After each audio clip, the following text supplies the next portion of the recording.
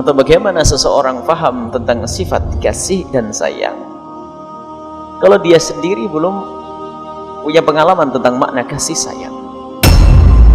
Sehingga ada gambaran bagaimana kasih sayang seorang ibu. Nabi pun pernah mencontohkan bagaimana seandainya kau melihat seorang anak kecil mau diceburkan ke neraka, bagaimana ibunya akan apa? Seorang ibu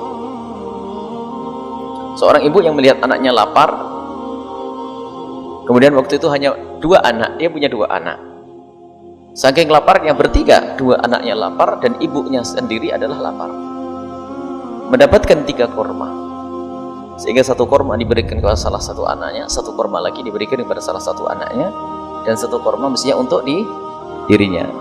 Di saat melihat anaknya makan begitu kerasa kurang, akhirnya kurma yang tinggal 1 seharusnya untuk dirinya dibelah, kemudian separuh lagi diberikan kepada anaknya, separuh lagi diberikan kepada anak yang satunya lagi, maka dia tidak mendapatkan apa-apa.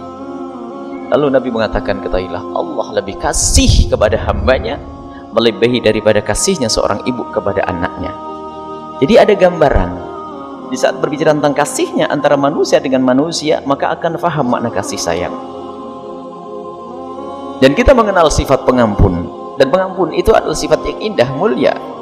Dibuat contoh, jika ada seorang tiba-tiba dilukai, tiba-tiba didolimi, ternyata dia lapang dada, semua orang mengatakan nyanjung, luar biasa.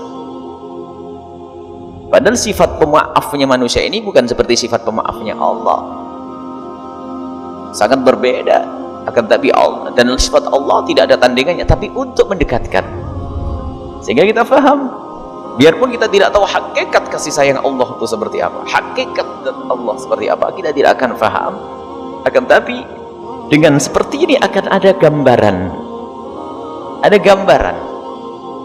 sehingga kalau bicara tentang kasih Allah, berbicara tentang surga, bagaimana akan bercerita tentang surga?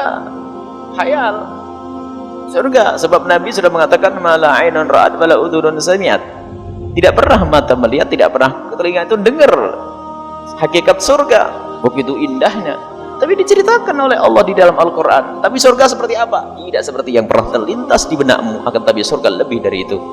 Akan tapi lihat di saat disebut namanya air mengalir,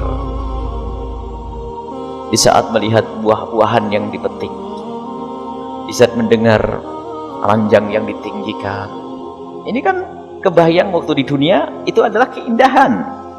Tajri min tahtiyal anhar, pepohonan yang di bawahnya mengalir air-air, itukah gambaran keindahan? Gambaran keindahan yang disebutkan ini bukan menceritakan tentang hakikat surga. Hakikat surga tidak seperti itu, akan tapi dengan itu semuanya akan ada gambaran pemahaman kita, sehingga akan semakin rindu. Begitu juga orang yang membaca nama-nama Allah yang terkandung di dalamnya adalah sifat-sifat Allah, maka di situ akan ada kerinduan nanti. Allah yang maha kasih, selagi Allah maha kasih, aku harus berharap kasih sayang Allah. Allah maha pengampun, aku akan mohon pengampun. Allah maha kuasa, gimana mana kekuasaan kayak digambarkan. Nah dengan begitu lihat dari pemahaman tentang kasih sayang di antara manusia, lalu dia akan faham kasih sayang Allah yang tidak seperti kasih sayang manusia dengan manusia, akan tapi lebih dari itu, bahkan yang namanya kasih sayang manusia dengan manusia, termasuk binatang dengan binatang yang Allah beri kasih sayang, itu hanya sepercik 1 dari 900 kasih sayang Allah. Selebihnya kasih sayang Allah di dunia itu dibagi-bagi. Kasih sayang Allah itu kalau digambarkan 100 kasih sayang, dan kasih sayang Allah itu yang 100 dibagi-bagi, sehingga hamba di dunia ini punya kasih sayang.